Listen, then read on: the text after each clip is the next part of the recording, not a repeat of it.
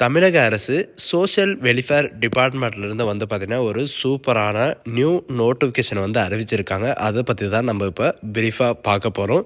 வீடியோவ skip பண்ணாம end வரைக்கும் பாருங்க. அதோட நம்ம சேனலுக்கு வந்து இப்ப தான் நீங்க ஃபர்ஸ்ட் டைமா உள்ள வந்திருக்கீங்க அப்படின்னா, நம்ம சேனல வந்து சப்ஸ்கிரைப் வந்து பண்ணி வச்சுக்கோங்க. அப்பதான் நாங்க போடக்கூடிய எந்த விதமான கவர்மெண்ட் ஜாபா இருந்தாலும் சரி, உங்களுக்கு வந்து உடனுக்குடனே வந்து சேரும். அதோட இப்போ பார்த்துருக்கக்கூடிய ஜாபோட அஃபிஷியல் நோட்டிஃபிகேஷன் வந்து அப்ளை பண்ணுற லிங்க்கையும் நான் கீழே டிஸ்கிரிப்ஷனில் வந்து கொடுத்துருக்கேன். சரிங்களா? இப்போ வந்து எதை பற்றி வந்து டிபெண்ட் பண்ணி வந்து கொடுத்துருக்காங்க, உங்களுக்கான போஸ்டிங் வந்து எங்கே இருக்கும் அப்படின்ற எல்லா டீட்டெயில்ஸும் வந்து பார்க்கலாம். சென்னை மாவட்டத்திலேருந்து வந்து பார்த்திங்கன்னா, சமூக நல அலுவலகத்தில் வந்து கீழ் நோக்கி குப்பத்தில் வந்து பார்த்திங்கன்னா, உங்களுக்கான இந்த நோட்டிஃபிகேஷன் வந்து அறிவிச்சிருக்காங்க.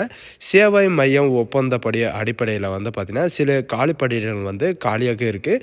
அந்த காலி பணியிடங்களை நிரப்புவதற்காக வந்து பார்த்திங்கன்னா, பெண்கள் மற்றும் குழந்தை வளர்ச்சி அமைச்சகம் இந்த இதில் வந்து 24 மணி நேர உடனடி மற்றும் அவசர சேவைகளை வழங்குவதற்கான இந்த நோக்கத்துடன் வந்து பார்த்திங்கன்னா, பெண்கள் உதவி மையத்தில் வந்து உங்களுக்கான இந்த நோட்டிஃபிகேஷன் வந்து ஓஎஸ்சி அப்படின்னு சொல்லுவாங்க. சரிங்களா? ஒருங்கிணைந்த சேவை மையத்தில் வந்து சில காலி பணியிடம் வந்து காலியாக இருக்குது. இந்த காலி பணியிடங்களை நிரப்புவதற்காக இந்த நோட்டிஃபிகேஷன் வந்து ஒப்பந்த அடிப்படையில் வந்து இந்த நோட்டிஃபிகேஷன் வந்து வெளியிட்டிருக்காங்க.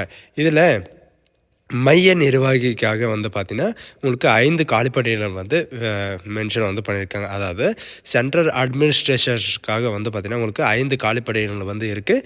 இதுக்கான எஜுகேஷன் அண்ட் குவாலிஃபிகேஷன் என்ன அப்படின்றத பார்க்கும்போது, நீங்கள் மாஸ்டர் டிகிரி இன் சோஷியல் ஒர்க்கோ அல்லது பிசியாலஜியோ நீங்கள் வந்து கம்ப்ளீட் வந்து பண்ணியிருந்தீங்க அப்படின்னா, நீங்கள் வந்து கண்டிப்பாக வந்து அப்படியே வந்து பண்ணிக்கலாம். அப்படி இல்லைனா கவுன்சிலிங் பிசியாலஜியோ அல்லது டெவலப்மெண்ட் மேனேஜ்மெண்ட்டோ வந்து பார்த்திங்கன்னா, நீங்கள் வந்து மேலாண்மை வளர்ச்சியாளர் இந்த மாதிரி நீங்கள் வந்து படிச்சிருந்தா நீங்கள் வந்து அப்ளை வந்து பண்ணிக்கலாம் அப்படின்ற மாதிரி வந்து மென்ஷன் வந்து பண்ணியிருக்காங்க.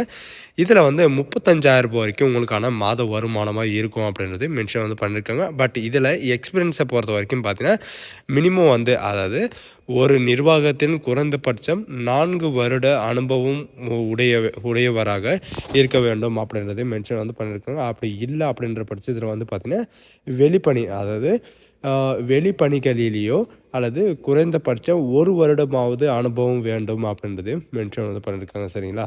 மினிமம் வந்து பார்த்தீங்கன்னா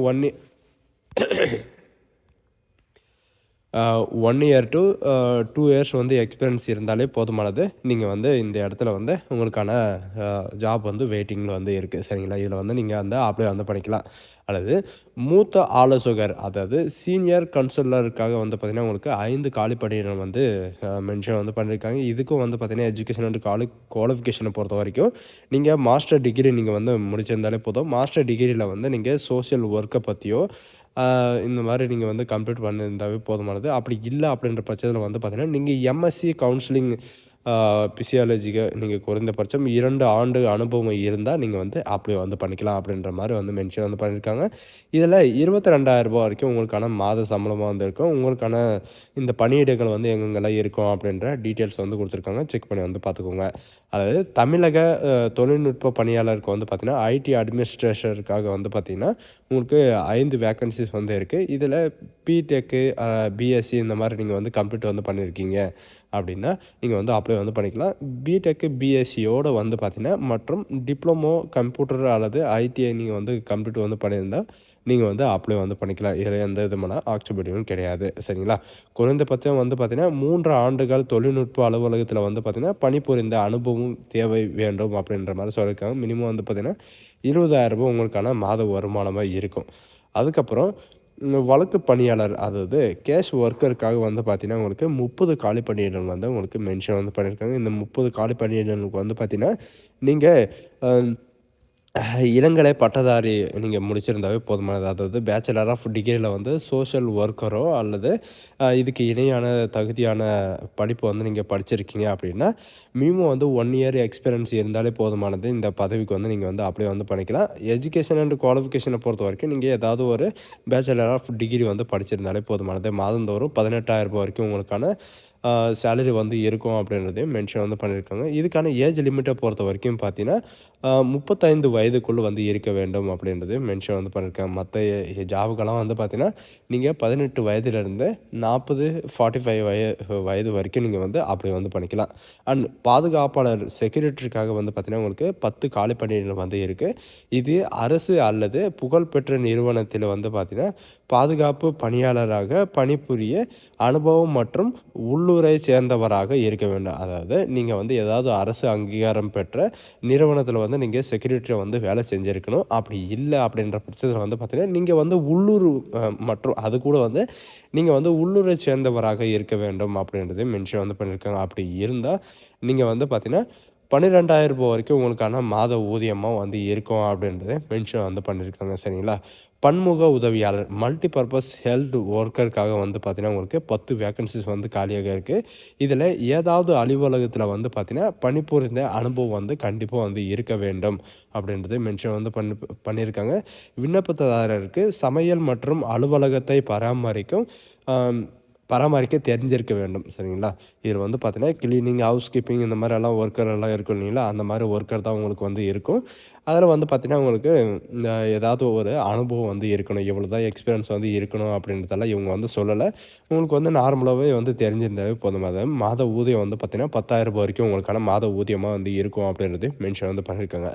விருப்பமுள்ள விருப்பமுள்ள மற்றும் எஜுகேஷன் அண்ட் குவாலிஃபிகேஷன் தகுதியுள்ள எல்லாருமே வந்து பார்த்தீங்கன்னா, இதில் விருப்பமும் தகுதியும் உள்ளவர்களை வந்து பார்த்தீங்கன்னா, இவங்க கொடுத்துருக்கிற இந்த வெப்சைட்டில் வந்து www.chennai.nsc.com என்ற இணையதளத்தில் வந்து பார்த்தீங்கன்னா, விண்ணப்ப படிவத்தில் வந்து நீங்கள் பதிவிறக்கம் செய்து பூர்த்தி செய்யப்பட்ட விண்ணப்பங்களை வந்து உரிய சான்றிதழுடன் 21/11/2025 அதாவது இந்த மாதம் 21 அன்று மாலை 5 மணிக்குள்ளே வந்து பார்த்தீங்கன்னா, மாவட்ட சமூக நல அலுவலகத்தில் வந்து நீங்கள் நேரடியாகவோ அல்லது ஸ்பீடு போஸ்ட் மூலியமாகவோ அல்லது இந்த இவங்க கொடுத்துருக்கிற மெயில் ஐடி சரிங்களா என்ற மின்னஞ்சல் முகவரி மூலியமாகவோ வந்து பார்த்திங்கன்னா, விண்ணப்பம் வந்து சமர்ப்பிக்குமாறு பணிவுடன் கேட்டுக்கொள்கிறோம் அப்படின்றதையும் சென்னை மாவட்ட ஆட்சி அலுவலகர் வந்து பார்த்திங்கன்னா உங்களுக்கு வந்து அறிவிச்சிருக்காங்க. சரிங்களா? இவங்க கொடுத்துருக்குற இந்த அட்ரஸில் வந்து நீங்கள் டேரெக்டாக போய் அப்ளை பண்ணிட்டு வரலாம். அப்படி இல்லை அப்படின்ற பட்சத்தில் இவங்க கொடுத்துருக்கிற மெயில் ஐடிக்கு வந்து நீங்கள்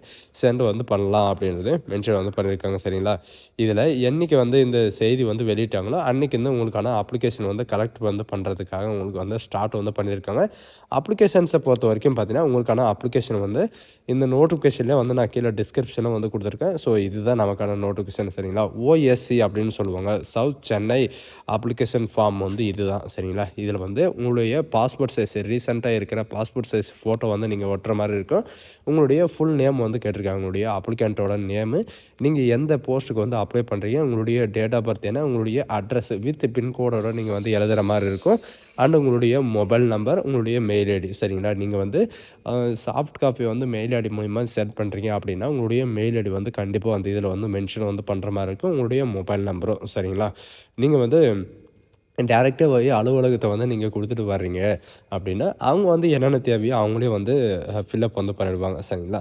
எஜுகேஷன் அண்ட் குவாலிஃபிகேஷனை பொறுத்த வரைக்கும் பார்த்தீங்கன்னா, நீங்கள் வந்து 10ஆம் வகுப்பு தேர்ச்சி பெற்றிருந்தாலே போதுமானது. சரிங்களா? மற்ற கேண்டிடேட்டுக்கு எல்லாருமே அதாவது எஜுகேஷன் அண்ட் குவாலிஃபிகேஷன் என்ன ரிக்வயர்மெண்ட் பண்ணியிருக்காங்களோ அந்த இதுக்கு வந்து பார்த்தீங்கன்னா, நீங்கள் வந்து மாஸ்டர் டிகிரியோ இந்த மாதிரி படிச்சிருந்தாலே போதும். மற்ற கேண்டிடேட் எதுக்கெல்லாம் உங்களுக்கு வந்து எஜுகேஷன் அண்ட் ரிக்வயர்மெண்ட் வந்து இல்லை அப்படின்னு சொன்னாங்களோ அதுக்கு வந்து பார்த்தீங்கன்னா 10th +2 டிப்ளமோ நீங்கள் எது படிச்சிருந்தாலும் அப்படி வந்து பண்ணிக்கலாம். எங்கே வந்து படிச்சிங்க, எந்த காலேஜில் வந்து படிச்சிங்க, உங்களுக்கான டியூரேஷன் வந்து எப்போ இருந்துச்சு, உங்களுடைய பர்சன்டேஜ் என்ன அப்படின்ற டீட்டெயில்ஸ் எல்லாம் வந்து கொடுக்குற மாதிரி இருக்கும்.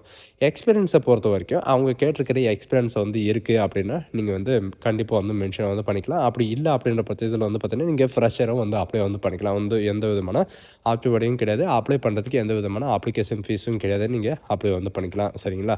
அதுக்கு இணையான சர்டிஃபிகேட் எல்லாமே நீங்கள் வந்து இவங்க கொடுத்துருக்கிற 21/11/2025 அன்றைக்கி ஈவினிங் 5 PM வரைக்கும் உங்களுக்கான டைம் வந்து இருக்குது. அந்த டைமுக்குள்ளே வந்து பார்த்தீங்கன்னா, நீங்கள் வந்து மெயில் ஐடி மூலியமாகவோ அல்லது இவங்க கொடுத்துருக்கிற அட்ரஸ்லேயே வந்து பார்த்தீங்கன்னா டேரெக்ட் அதாவது டிஸ்ட்ரிக்ட் சோஷியல் வெல்ஃபேர் டிபார்ட்மெண்ட் ஆஃபீஸில் வந்து நீங்கள் வந்து சப்மிட் வந்து பண்ணிட்டு வரலாம். சரிங்களா? சப்மிட் பண்ணுறதுக்கு முன்னாடி வந்து பார்த்தீங்கன்னா, இவங்க கொடுத்துருக்கிற இந்த அப்ளிகேஷனில் வந்து இங்கே சிக்னேச்சர் வந்து கண்டிப்பாக வந்து போட்டாகணும். சிக்னேச்சர் போடாமல் நீங்கள் வந்து அனுப்புகிறீங்க அப்படின்னா உங்களுக்கு அவங்களுடைய அப்ளிகேஷன் வந்து பார்த்தீங்கன்னா ரிஜெக்ட் வந்து பண்ணுவாங்க. அதனால் நீங்கள் ரொம்ப கேர்ஃபுல்லாக வந்து பார்த்து நீங்கள் வந்து அப்படியே வந்து பண்ண பாருங்கள்.